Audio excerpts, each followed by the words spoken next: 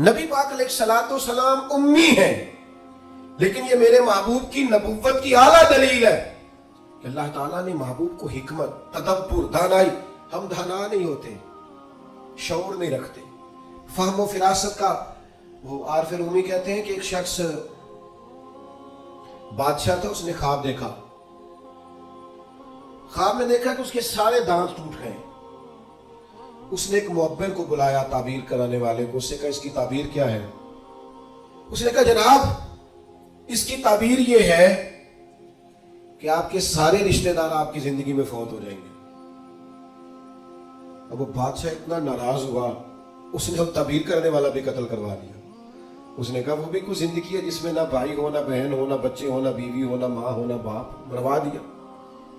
एक और आदमी ताबीर करने वाला था पर वो दाना भी था, उसको बुलाया और बुलाकर बादशाह ने कहा मैंने ख्वाब देखा है, ख्वाब में मेरे सारे दांत टूट गए, ताबीर बताएं। तो कहने लगा बादशाह मुबारक हो, इसकी ताबीर ये है कि अल्लाह ताला खानदान में सबसे लंबी उम्र आपको अता फरमाएगा। बादशाह ने उसे इनाम दिया, कहा तू जीता रह, क्या तूने बात की है। अब मेरी बात को समझिएगा, ताबीर उसने भी वही बताई है जो पहले वाले ने बताई, लेकिन पहले वाले ने कहा तेरे सारे रिश्तेदार तेरी जिंदगी में फौत हो जाएंगे, उसने उसे भी मरवा दिया। बात इसने भी वही की है, लेकिन बात घरचे बेसलीका हो कलीम, पर बात करने को सलीका चाहिए। आप बेसलीका बात भी करें पर सलीके से तो करें, कोई लहजा ही नहीं, हिकमत ही नहीं, कोई दानाई नहीं। दूसरे ने कहा अल्लाह ताला आपको सबसे लंबी उम्र अता करेगा, तो बात फिर भी वही है कि बाकी सारे चले जाएंगे और आप मौजूद होंगे, लेकिन इसमें दानाई है ना, हिकमत है ना। फतेह मक्का का मौका था, अजीब हालात दरपेश हुए। इस्लाम का झंडा हजरत साद इब्ने उबादा रज़ी अल्लाह तआला अन्हु के पास था, बड़े अजीम सहाबी। बदर के मौके पर जिस आदमी ने अपने जज्बात से माहौल गरमा दिया वो हजरत साद बिन उबादा। हमेशा अगली सफों में मुजाहिदों की रहने वाले, माल खर्च करने वाले, नडारा आदमी, लेकिन झंडा उनके हाथ में था। हालात कुछ इस तरह के पैदा हुए कि बाद लोगों ने मुतालबा किया इनसे झंडा लिया जाए, और कोई माकूल वजह नहीं थी, लेकिन बादों का ना हालात ऐसे बन जाते हैं। अब हुजूर अलैहिस्सलाम की बारगाह से मुतालबा हो रहा है कि आप जनाब साद बिन उबादा से झंडा ले लें। या नौजवानों से बिलखुसूस अर्ज करूंगा कि इल्म भी तभी बंदे को फायदा देता है जब उसके साथ कुछ बंदे को शऊर भी हो, हुनर भी तभी फायदा देता है जब उसके साथ कुछ ना कुछ दानाई भी हो। शेख सादी फरमाया करते थे एक मन इल्म होना तो संभालने के लिए 10 मन अकल की भी जरूरत होती, वरना जाया हो जाता है सारा। दानाई, तदब्बुर, ये देखिए उम्मी लकबी महबूब से हमने दानाई सीखनी है, तदब्बुर सीखना है, फहम व फिरासत सीखनी है। जिंदगी में शऊर किसको कहते हैं ये हुजूर हमें सिखाएंगे। का जनाब हजरत साद बिन उबादा को उतारना है। अब बड़े बड़े दाना से आबा कह रहे थे यार सुल्लाह कोई ऐसी बात नहीं है, हालात इस तरह के हैं, कैसे ये फैसला करें। हुजूर ने फरमाया कोई मुश्किल नहीं, उतार देते, बदल देते, उनसे मनसब ले लेते। यार सुल्लाह ये आसान नहीं है, कैसे? फरमाया अभी देखना तुम, ये अल्लाह ताला ने मेरे महबूब को हिकमत की खजानों की कुंजियां अता फरमाई। नबी करीम अलैहिस्सलाम ने फरमाया साद बिन उबादा झंडा दे दे आप वापस, अब आप लश्कर के अलम बरदार नहीं रहे। उन्होंने बोझल हाथों से झंडा थमा हुआ था, परेशान थे कि कोई ऐसी बात नहीं। जब हुजूर ने कहा दें तो वो गुलाम थे, सानू कैद सजन दा कहना है, वो झेंजे रखे ऐसा उंज रहना है। उन्हें उसी वक्त झंडा थमा दिया, खुश होकर थमा दिया। लेकिन ये मेरे महबूब की हिकमत है, महबूब ने जनाब साद बिन उबादा से झंडा लिया और करीब उनके जवान बेटे खड़े थे, महबूब ने झंडा उन्हें दे दिया। फरमाया कमान तेरे हाथ में है। बाप का कद उस वक्त 10 फुट जमीन से ऊंचा हो जाता है जब उसका बेटा उसकी जगह पे बैठ जाता है। वो कहता है मेरी फिक्र गई, मैं अब बेफिक्र हूं। जब उन्हीं के बेटे को वो मनसब मिला तब हजरत साद बिन उबादा के चेहरे की कैफियत ये थी कि वो गोया अपनी आंखों और अपने चेहरे से बता रहे थे मैं तो खुद झंडा पकड़ के इतना राजी नहीं था जितना अपने बेटे के हाथ में देख के राजी हूं। ये आप तदब्बुर सीखें। मैं अपने नौजवानों को देखता हूं जज्बाती मिजाज, भागते दौड़ते, बेचैन, परेशान, उलझे हुए। अभी मैं मुल्क से बाहर था, मेरे साथ अक्सर ऐसे होता है। बैरून मुल्क जो लोग होते हैं ना वो ज्यादा परेशान होते हैं पाकिस्तान के हालात को लेकर, वो ज्यादा खबरें देखते हैं। ایک صاحب مجھ سے کہنے لگے پاکستان کے حالات، میں نے کہا بالکل ٹھیک ہے، اتار چڑھاؤ ہے، زندگی کے ساتھ چلتا ہے، بے چینی نہیں، بے قراری نہیں، الجھاؤ نہیں، ہر وقت کا اضطراب نہیں، دانائی، تدبر، حکمت، معاملہ فہمی، یہ ہمیں ہمارے رسول پاک نے عطا فرمائی۔ آپ اپنی زندگی کو سلیقے سے گزاریں، قیمتی بنائیں، آپ اپنے وجود سے بڑا کام لے سکتے ہیں، لیکن کیا ہے، دانائی نہیں ہے، جذباتی مزاج اور جذباتی پن ہماری طبیعتوں کا حصہ ہے، جذباتی فیصلے، جذباتی باتیں۔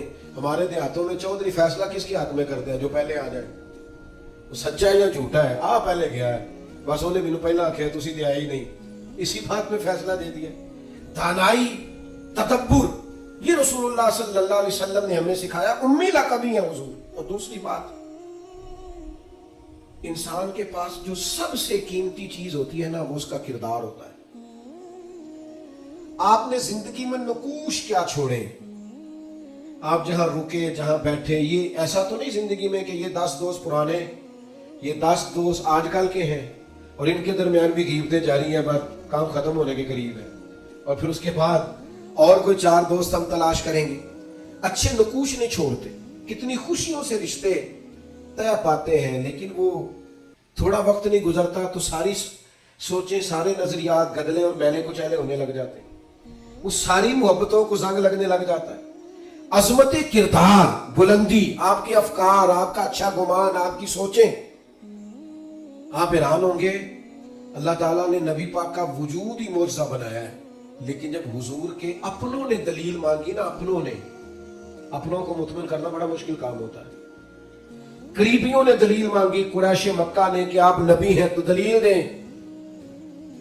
نبی پاک علیہ السلام نے اپنے اپنوں کو معجزہ نہیں دکھایا، بلکہ قرآن مجید فرماتا ہے کہ محبوب نے کہا فَقَدْ لَبِثْتُ فِيكُمْ أُمَرًا مِّن قَبْلِهِ أَفَلَا تَعْقِلُونَ، میں کوئی باہر سے نہیں آیا، میں نے اپنی اس سے پہلے کی ساری عمر تمہارے درمیان گزاری ہے، 40 سال یہاں گزارے، اپنے ماں کی گود میں بھی، نانا کے کندھوں میں بھی، جناب خدیجہ کا دولہا بن کے بھی، بیٹیوں کا باپ بن کے بھی، میں نے سارا وقت تمہارے بیچ گزارا، افلا تعقلون، تمہیں عقل نہیں؟ گویا محبوب ان سے فرما رہے ہیں کہ میری جیسا سچا ہے تو لا کے دکھاؤ، باہر سے نہیں آیا، تمہارے درمیان رہا۔ تو یار یہ مشکل کام ہوتا ہے، چاروں جانب ماحول خراب اور بندہ پھر ٹھیک رہے۔ اکثر لوگ تو اپنے بچے کی غلطی نہیں نکالتے، کہتے دوستوں نے خراب کر دیا، اماں کہتی ہے منڈا میرا ٹھیک سی، دوستوں نے خراب کرتا ہے۔ میں نے کہا چلیں اچھی طرح سے سوچ لیں، ہو سکتا ہے دوست ٹھیک ہو، آپ کے بچے نے سارا ماحول گڑبڑ کر دیا ہو۔ یہ جان چھڑانا تو آسان ہے، لیکن سارے ماحول کے اندر کردار کی عظمت۔ جب نبی پاک علیہ السلام نے مختلف بادشاہوں کو خطوط لکھے نا، اسلام قبول کر لو، تو کیسر روم کو بھی خط لکھا۔ کیسر سیانا آدمی تھا، سیانے لوگ جو ہوتے ہیں وہ زمینی حقائق دیکھتے ہیں، جذباتی فیصلے نہیں کرتے، وہ معاملہ فہم ہوتے ہیں۔ آج کل جس طرح میں اور آپ ہیں نا، تصویروں کے اندر زندگی گزار رہے ہیں، لائکس، ویوز، کمنٹس، اسی پر زندہ ہے۔ لوگ ان پر وقت نہیں گزارتے تھے، اس سمجھدار لوگ۔ کیسے روم کے پاس میرے محبوب کا خط گیا، اس نے فوراً نہیں فیصلہ کیا، کہنے لگا کوئی، ورنہ بہت سارے ایسے بدبخت بھی تھے معاذ اللہ جنہوں نے حملے کی تیاری شروع کر دی، ہمیں خط لکھا ہے اسلام قبول کرو ہم حملہ کریں گے، لیکن یہ سیانا آدمی تھا۔ اس نے لوگوں سے کہا یہاں اگر کوئی سردار آیا ہوا ہو نا، مکے کا، تجارت کی غرض سے سردار آیا کرتے، کوئی سردار آیا ہوا ہو تو میری ملاقات کراؤ۔ جناب ابو سفیان ابھی مسلمان نہیں ہوئے تھے، اور ہر جنگ میں قریش مکہ کی لیڈ وہ کرتے تھے، وہ ان دنوں وہاں گئے ہوئے تھے، تجارت کی غرض سے بلا لیا۔ اب کیسر نے سامنے کھڑا کیا، بخاری شریف سے لے کر کتب سیرت میں تمام جگہ کتب احادیث میں آپ کو الفاظ کے اختلاف کے ساتھ لیکن مفہوم ایک ہی ہے، یہ روایت ملے گی۔ کیسر نے سوال کرنے شروع کیے جناب ابو سفیان سے، پہلے پوچھا آپ کون ہے، کہ میں سردار ہوں۔ کوئی رشتہ؟ کہنے لگے جس محبوب نے آپ کو خط لکھا ہے میں رشتے میں چچا ہوتا ہوں۔ کہنے لگے بتائیے، اس محبوب نے دعویٰ نبوت کیا ہے، ان کے خاندان میں ماضی قریب میں کسی اور نے بھی کیا ہے؟ کہا نہیں۔ کہا کوئی بادشاہ گزرا ہو ان کے خاندان میں قریب کا؟ کوئی نہیں۔ کہا یہ بتائیے ان کے ماننے والے امیر ہیں کہ غریب؟ تو ابو سفیان کہنے لگا ماڑے ماڑے بندے، ماڑے ماڑے بندے، میں آپ مجھ سے ناراض نہ ہوئیے گا لیکن محفل میلاد میں بھی ماڑے ماڑے بندے آتے ہیں، سیاسی سماجی لوگ بھی آتے ہیں کسی سے ادھاری ٹوپی لے کے، ان کا خیال ہوتا ہے چلو میلاد کی محفل کی بھی قیادت جلدی سے ہم لے لیں، جلوس بھی جلدی سے قبضہ کر لیں، کل کوئی لوگوں کو پاس بھی جانا ہے الیکشن کے دنوں میں، لیکن غریب لوگ۔ پر ہمارا حال یہ ہوتا ہے کہ جس کو 35 سال ہو گئے فجر کی اذان پڑھتے وہ بیچارہ میلاد کی محفل کی بھی صدارت نہیں کر سکتا، وہاں بھی جن کے ہاتھوں میں نوٹوں کی دتیاں اچھی ہوں ان کی سیٹیں اگلی ہوتی ہیں۔ یہ ذوق ٹھیک نہیں، یہ اس محفل کے وقار کے حق میں نہیں، یہ بات، یہ بڑی بلند و بالا محفل ہے، اس کا معیار اور ہونا چاہیے۔ پوچھا سردار نے ابو سفیان بتائیے ماننے والے کون ہیں؟ کہ غریب غریب۔ فرمایا یہ بتاؤ تمہاری کبھی ان سے جنگ بھی ہوئی ہے؟ کہا ہوئی ہے۔ کہ نتیجہ کیا نکلا؟ کہا کبھی ہم فتح یاب ہوئے کبھی وہ۔ کہنے لگا تھا یہ بتائیں ان کے ماننے والے گھٹ رہے ہیں بڑھ رہے ہیں؟ ابو سفیان کہنے لگا جی بڑھ تو روز بروز رہے ہیں، پر نتیجہ خیز ہو رہی ہے دعوت۔ اس نے کہا اچھا یہ بتائیں جنہوں نے دعوی نبوت کیا ہے کیا کبھی انہوں نے جھوٹ بھی بولا ہے؟ ابو سفیان کہتے ہیں کہ میں ایک منٹ کے لیے سوچ میں مخالف تھا نا، مخالف رائے دے رہا تھا، لیکن میرے دل کے اندر سے آواز آئی معاذ اللہ میں انہیں جادوگر کہوں، شاعر کہوں، شاعر کہوں تو شاید کوئی شخص میری بات پر توجہ دے، پر نبی پاک نے جھوٹ بولا یا تو مانے گا ہی کوئی نہیں۔ کہتے ہیں میں نے کہا بات بالکل سچی کرنی ہے۔ وہ میرے سامنے پیدا ہوئے، سامنے جوان ہوئے، سامنے ان کے بال سفید ہوئے، پر اس محبوب کی زبان سے جو بھی نکلتا ہے حق اور سچ ہی نکلتا ہے۔ میں کیسے آپ کو یہ بات عرض کروں کہ بغیر وجہ کے لوگ جھوٹ بولتے ہیں، ان کا کوئی فائدہ نہیں، کوئی دنیاوی نفع بھی نہیں، جان بوجھ کے ڈینگے مارتے ہیں، بڑھ کے کوئی لینا دینا ہی نہیں، بلا وجہ جھوٹ یہ انسان کے کردار کو داغدار کر دیتا۔ دنیا کے کسی بڑے تاجر پر ہاتھ رکھیے، بڑے سے بڑے بزنس مین پر، اس سے پوچھئے کہ تمہاری بزنس میں کامیابی کی وجہ کیا بنی؟ انویسٹمنٹ زیادہ کی تھی، پڑھے لکھے زیادہ تھے؟ آپ کو ہر بزنس مین کہے گا صرف اللہ نے میرا مارکیٹ میں اعتبار بنا دیا تھا۔ جس کا اعتبار مارکیٹ میں اچھا ہوتا ہے لوگ کہتے ہیں بندہ ٹھیک ہے، سچ بولتا ہے، اس کا کاروبار چلتا ہے۔ کبھی جھوٹ اور بددیانتی اور فریب سے بھی قومیں آگے بڑھی۔ ابو سفیان کہتے ہیں مجھ سے پوچھا، ایک سوال یہ بھی تھا ان سوالوں میں کہ خاندان کیسا ہے؟ تو میں نے کہا خاندان تو قریشی اور ہاشمی ہے، اعلیٰ خاندان محبوب کا۔ تو کہتے ہیں میں نے کہا بادشاہ کو نتیجہ ہی دے، اتنے تو نے سوال کیے۔ تو کہنے لگا نتیجہ تو نکل آیا ہے۔ تم نے کہا ماننے والے غریب لوگ ہیں، تو نبیوں پر ہمیشہ پہلے غریب لوگ ہی مان لاتے ہیں۔ تم نے کہا ماننے والے پڑھ رہے ہیں، تو یہ ان کی صداقت کی دلیل ہے کہ ہر روز دعوت اور پیغام اور ماننے والے بڑھ رہے ہیں۔ تم نے کہا وہ اعلیٰ نسب ہے، تو نبی اللہ ہمیشہ اونچے خاندانوں میں بھیجا کرتا ہے۔ تم نے کہا انہوں نے کبھی جھوٹ نہیں بولا، تو سردار سچ بتانا، جو بندہ بندوں سے جھوٹ نہیں بولتا وہ یہ جھوٹ کیوں بولے گا کہ میں اللہ کا رسول بن کے آیا؟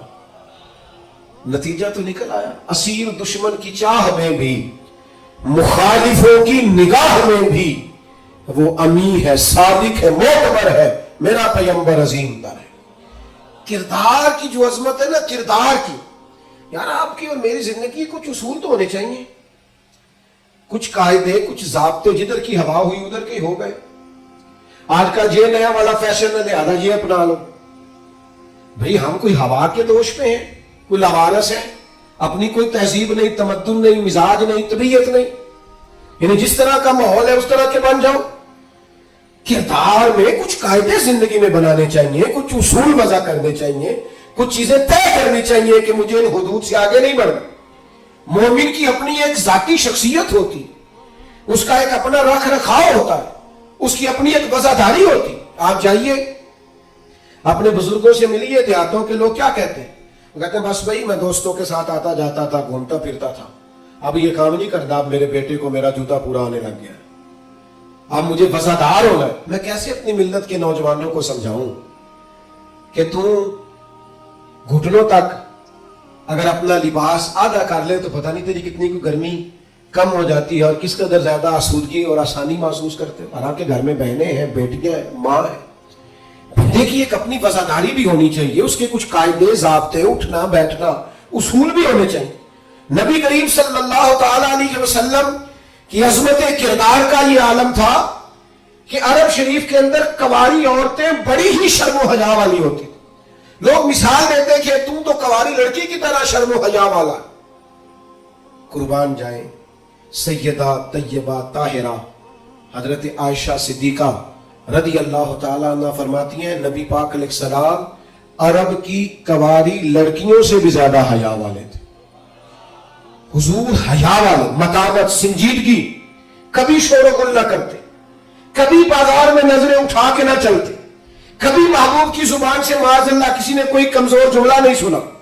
یہ کیا بات ہوئی, مجھے کسی نے غصہ دلایا تھا میں نے گالیاں دے لی, تو آپ کے اصول کدھر گئے, قاعدے کدھر گئے, ضابطہ کدھر گیا؟ یہ کیسے ہو گیا کہ آپ بااصول آدمی تھے پھر بھی آپ کی زبان سے بازاری جملے نکل آئے؟ یہ ہو نہیں سکتا نا اگر آپ نے کوئی اصول زندگی میں بنا رکھے. تو عظمت کردار یہ رسول اللہ صلی اللہ تعالی علیہ وسلم کی زندگی کا ایک بنیادی عنصر ہے, بنیادی. اور پھر حضور سید عالم صلی اللہ تعالی علیہ وسلم کو اللہ تبارک و تعالی نے ایک شان اور بڑی امتیازی عطا فرمائی, بڑی انوکھی.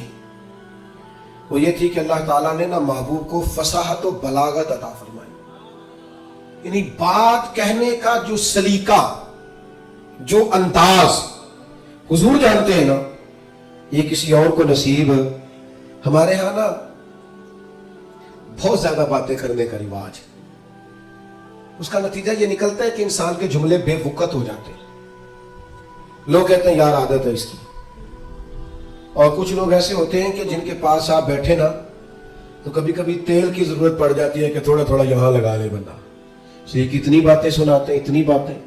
اور آج کل تو ایک اور رواج بھی ہو گیا, کہتے ہیں قطع کلامی معاف اور ساتھ ہی بات شروع.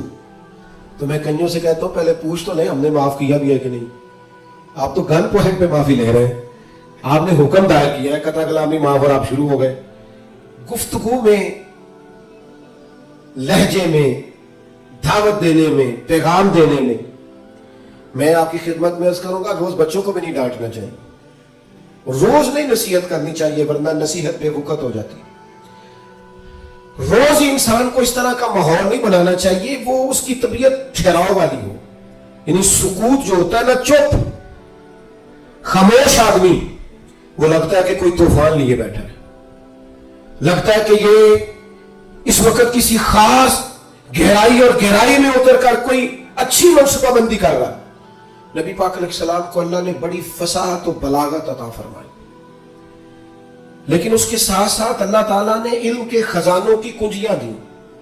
سرکار جب بات کرتے نا تو صحابہ فرماتے ہیں ہر جملہ دوسرے جملے سے جدا ہوتا. اس طرح حضور بولتے کہ اگر کوئی لفظ گننا چاہتا تھا تو گن بھی سکتا تھا. یعنی بات وہ ہمارے ہاں اکثر نا محافل میں ایسا ہوتا ہے کہ وہ بعض اوقات بڑی سادی سی بات بھی اتنے جوش کے ساتھ کی جاتی ہے کہ میری طرح کا طالب علم سوچنے لگ جاتا ہے کہ یہ بات تو آرام سے بھی کی جا سکتی تھی, اس میں اتنا پریشان ہونے کی ضرورت ہے, یہ سادی سی بات تھی, آپ بڑے خوبصورت لہجے میں بھی کہہ سکتے تھے. اللہ تعالیٰ نے محبوب کو فصاحت دی, بلاغت دی, معاملہ فہمی دی. اور حضور علیہ الصلوۃ والسلام بڑے ٹھہرے ٹھہرے انداز میں بات کرتے, لیکن جب بات کرتے تو حضور نہ بات کا رخ بدل دیتے. یعنی بندہ سوچ رہا ہے اس رستے جانے کی, لیکن کریم کی حکیمانہ بات بندے کا رستہ چینج کر دیتی. وہ بالکل انسان ڈائریکشن بدل لیتا کہ نہیں یار یہ رستہ ٹھیک ہے. اب بات کو سمجھیے گا. ایک ہوتا ہے بندے کے پاس مال نہیں تو وہ فقیر ہے. کچھ لوگ ایسے ہوتے ہیں کہ وہ امیری میں فقیری کرتے ہیں, مالدار ہوتے ہیں, بڑا اللہ نے دیا ہوتا ہے, لیکن ان کی مزاج سے دولت نہیں چھلکتی, عہدہ نہیں چھلکتا. وہ درویشوں کے ساتھ بیٹھتے ہیں, سادہ طرز زندگی. یہ بھی نبی پاک علیہ السلام کا خاصہ ہے, حضور کی نبوت کی دلیل ہے کہ نبی پاک نے فقیرانہ زندگی کو اختیار کیا. آپ ذرا انداز دیکھیے. حضرت عمر رضی اللہ تعالیٰ عنہ کہتے ہیں میں ملنے کے لیے پہنچا تو موٹے بان کی چارپائی, حضور اس پر آرام فرمائے. فرماتے ہیں جب میں گیا تو سرکار اٹھ کے بیٹھے، اور جب حضور اٹھے نا تو آپ کی کمر مبارک سے نا ذرا کپڑا ہٹا. جنہوں نے پرانی موٹی بان کی چارپائیاں دیکھی نا، مونجدی منجی جنہوں کہی گز، تو وہ کبھی اٹھتے تھے نا سو کے تو کمر پر نشان چھوڑتی تھی.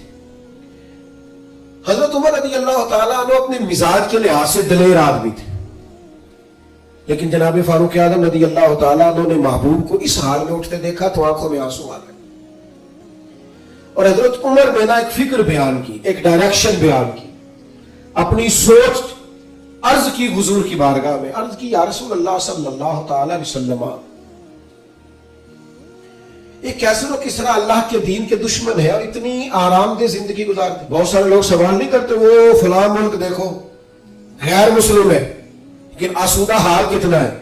محنت ضرور کریں، جدوجہد ضرور کریں. یہ بات کرنے کا مقصد یہ نہیں کہ محنت چھوڑ دی جائے، خوب مشقت کریں. جدوجہد تو انسان کو زندہ رکھتی ہے. اس سے تو پتہ چلتا ہے کہ انسان کے اندر روح موجود ہے. جو بالکل ہلتے جلتے نہیں، حرکت نہیں کرتے، وہ تو مردے ہو جاتے ہیں. تو زندگی زندہ دلی کا نام، مردہ دل کیا خاک جیا کرتے. لیکن یہ سوچ کا یہ زاویہ بھی دیکھیے. حضرت عمر نے عرض کی یا رسول اللہ صلی اللہ تعالی علیہ وسلم، وہ کیسر و کسرا اللہ کے دین کے دشمن اتنی آسودہ آسان زندگی گزارتے اور آپ محبوب ہو کے. اب یہ ایک زاویہ ہے سوچ کا، لیکن نبی پاک علیہ السلام نے اس زاویے کو نیا رستہ دیا. یعنی سوچ یہ ہے کہ آپ محبوب ہیں اور ظاہری طور پر یہ وقت مشکل ہے، دوسری جانب دشمن ہے، اور یہ گاؤں تک یہ لاؤ لشکر، یہ آسان زندگی. حضور نے سوچ ہی بدل دی. فرمایا عمر کیا تم یہ پسند نہیں کرتے کہ وہ دنیا میں تھوڑی سی آسانی لیں اور آخرت میں رسوا ہو جائیں؟ اور فرمایا کیا تم یہ پسند نہیں کرتے ہم دنیا میں تھوڑی سی مشقت اٹھائیں اور آخرت کی ساری عزت اللہ ہمیں ہی عطا فرما دے؟ یہ ایک ایسی سوچ تھی کہ جناب عمر کہتے ہیں میرا زاویہ نگاہ ہی بدل گیا کہ جنت میں جییں گے من چاہی زندگی، وہاں اللہ کے انعامات سے بھرپور لطف اندوز ہوں گے، وہاں اللہ تبارک و تعالیٰ اور اس کے محبوب کے قرب میں ان نعمتوں کو محسوس کریں گے. اور حضور نے زاویہ بدل دیا. دیکھیے نا ایک شخص نے آ کے کہا یا رسول اللہ مجھے آپ سے محبت ہے.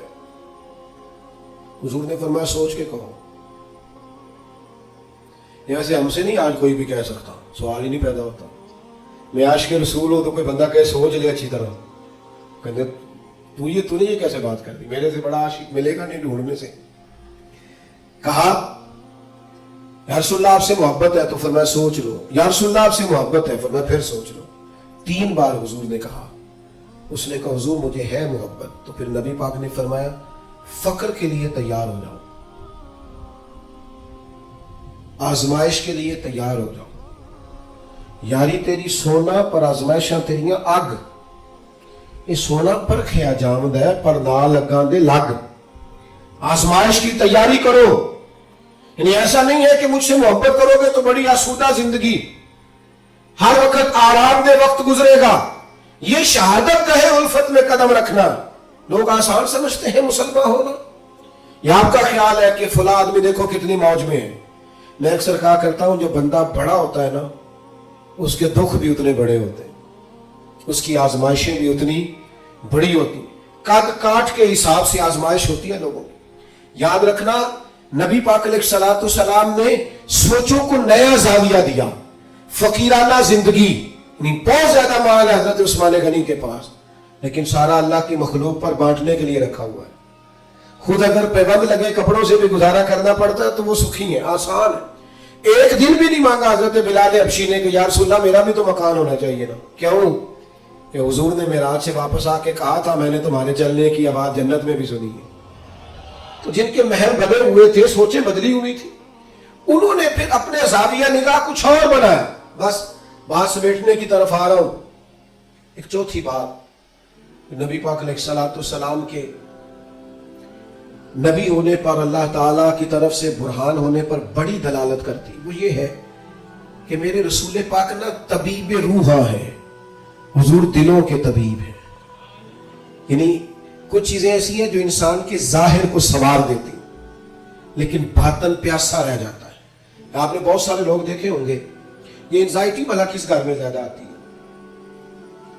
ڈپریشن اور ٹینشن کس گھر میں زیادہ آتا ہے؟ جس میں بہت زیادہ سہولیات ہوتی ہیں، بہت زیادہ سرمایہ ہوتا ہے، 2-4 نوکر ہوتے ہیں، وہاں انزائٹی بھی ہوتی ہے۔ کیوں؟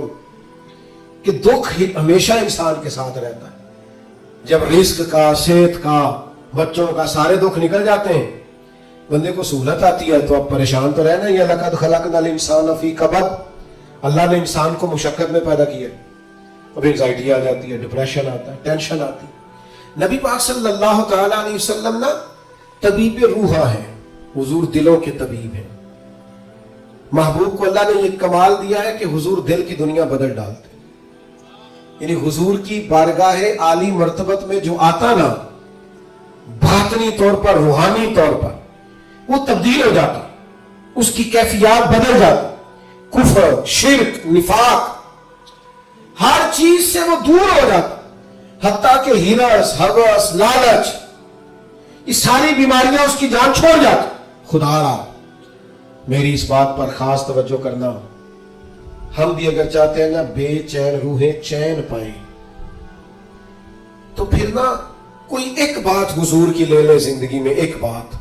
ایک شخص صدر ہوا بہت بڑے غیر مسلم ملک کا، اس سے لوگوں نے کہا کہ آپ منشور دیں گے، جو پہلی تقریر کرتے ہیں نا وزیر اعظم یا صدر، وہ تقریر دستور ہوتی ہے، منشور ہوتی ہے، میں یہ کروں گا، میں یہ کروں گا، اور ہمارے ہاں تو بہت سارے دعوے بھی کر دیے جاتے ہیں اسی تقریر میں۔ اس سے کسی نے کہا کہ اتنے ملک کے آپ صدر بنے ہیں تو ملک کیسے چلائیں گے؟ تو اس نے کہا میرے پاس مسلمانوں کے نبی کی ایک حدیث ہے صلی اللہ تعالی علیہ وسلم، میرا وہی دستور ہے، وہی منشور ہے۔ کہا وہ کیا؟ تو بڑی عام روایت ہم سب کو آتی ہے، نبی پاک علیہ السلام نے فرمایا مومن وہ ہے جو اپنے لیے پسند کرے وہی اپنے بھائی کے لیے بھی پسند کرے۔ وہ کہنے لگا بس میں نے طے کر لیا ہے، جو میرے اور میرے بچوں کے لیے اچھا ہوگا سارے ملک کے لیے وہی کریں گے، اسی میں ہم اپنا سارا دستور اور منشور رکھتے ہیں۔ حضور سید عالم صلی اللہ تعالی علیہ وسلم کا کمال یہ تھا کہ حضور کی بارگاہ میں جو لوگ آتے تھے وہ قلبی اطمینان محسوس کرتے تھے، قلبی۔ آپ اندر سے مطمئن ہو نا تو سادی روٹی بھی لذت دیتی ہے، لیکن ذہنی طور پر آپ کسی آزمائش کا شکار ہو تو جتنے مرضی اچھے کھانے پکا لیں۔ حضور کی بارگاہ عالی مرتبت میں کمال یہ ملا لوگوں کو کہ انہیں اطمینان قلبی، فقیری میں بھی۔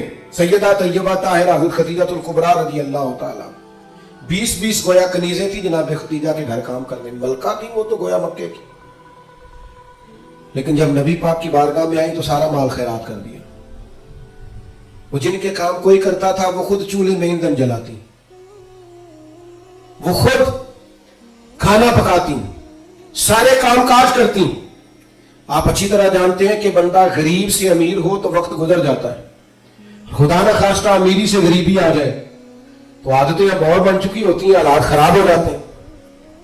جناب خدیجہ رضی اللہ تعالی عنہ اس قدر زیادہ مطمئن تھی اپنی اس زندگی پر کہ محبوب کے لیے کھانا پکا کر وہ باورچی خانے سے نکلی اور لا کر حضور کی بارگاہ میں پیش کیا تو حضور فرمانے لگے خدیجہ آپ کے آنے سے پہلے جبریل امین آ گئے، اور انہوں نے آن کر کے فرمایا ہے کہ یا رسول اللہ خدیجہ آ رہی ہے، خدیجہ کا رب کہتا ہے میرا خدیجہ کو سلام کہہ دیجئے۔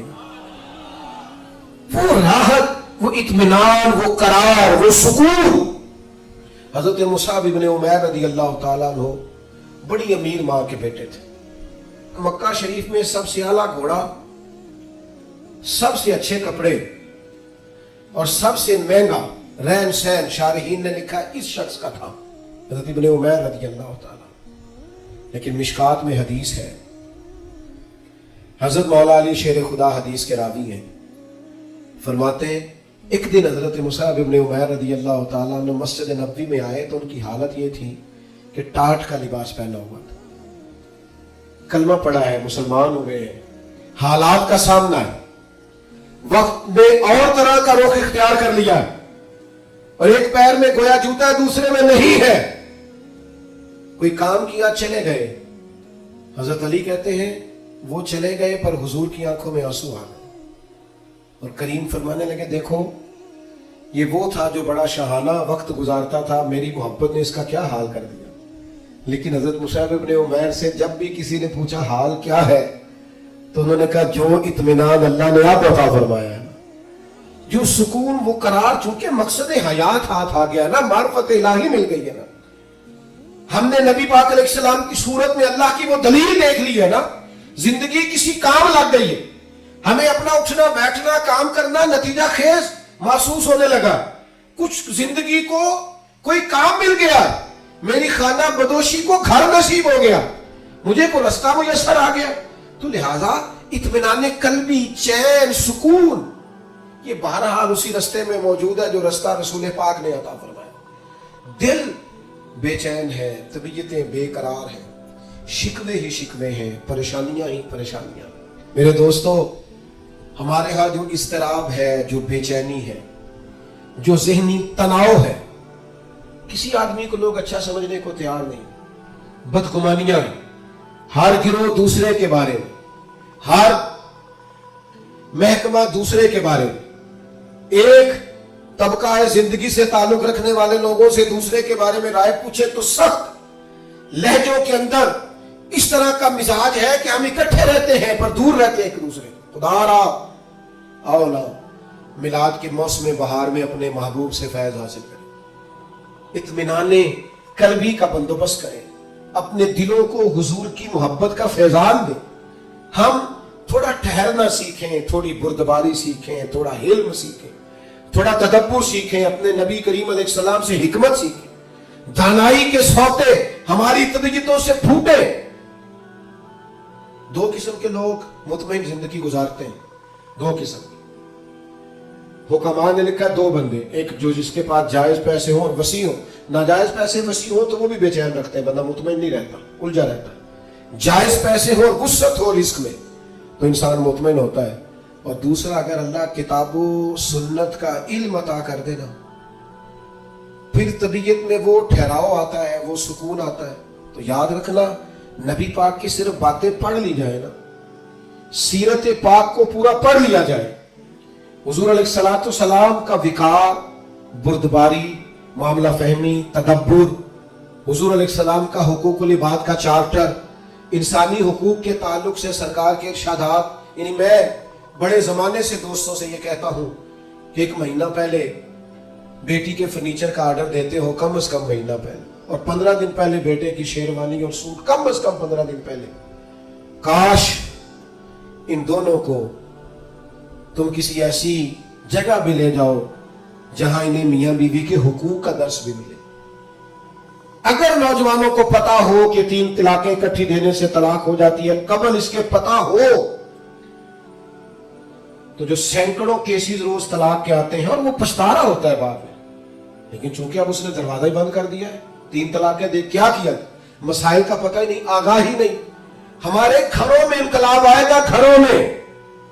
ایک حدیث ہے نا سرکار کی، ایک کہ نبی پاک علیہ السلام نے فرمایا کسی باپ کا اپنے بیٹے کے لیے، بیٹی کے لیے سب سے بہترین تحفہ یہ ہے اسے اچھا ادب سکھا دیں۔ لو آپ یہ کام کر کے دیکھیں، کل کو اسی بیٹے کی بیوی کتنے سکون سے وقت گزارے گی، اگر اس کے آداب زندگی ٹھیک ہوئے تو اس کے بچے کتنے اطمینان سے وقت گزارے، اس کے دوست کہیں گے یار کیا آدمی ہے، اس کے ساتھ بیٹھے تو زندگی خوبصورت ہو جاتی۔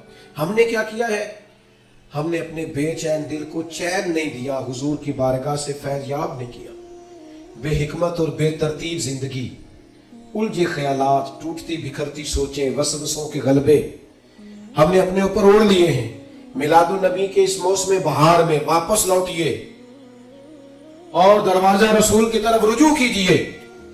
قیامت تک کے لیے اب نبوت کا دروازہ بند ہے، قیامت تک کے لیے جسے بھی اطمینان اور سکون ملے گا صرف گنبد خضرا والے محبوب کی بارگاہ سے ملے گا۔ لیکن ہمیں اب نعروں کی دنیا سے، اب ہمیں جذباتی گفتگو کی دنیا سے باہر آ کر حقیقت پسندی کا مزاج اختیار کرنا ہوگا۔ ہمیں وہ چیزیں اختیار کرنی ہوگی اور عملاً اپنی زندگی میں نافذ العمل کرنی پڑے گی۔ پھر آپ دیکھیے گا خود بخود کہ بڑے الجھے ہوئے لوگوں کی زندگی میں بھی آپ اپنے آپ کو مطمئن پائیں گے۔ درویش کیوں مطمئن رہتے تھے؟ خواجہ معین الدین اجمیری رحمۃ اللہ علیہ جب بہت حملے ہونے لگے ہندوؤں کی طرف سے تو آپ کے حالات میں لکھا ایک شخص نے آپ کو کہا بے چین نہیں ہوتی، اسی طرح خیمے میں اکیلے سو جاتے ہیں، حالانکہ حالات اتنے خراب ہیں۔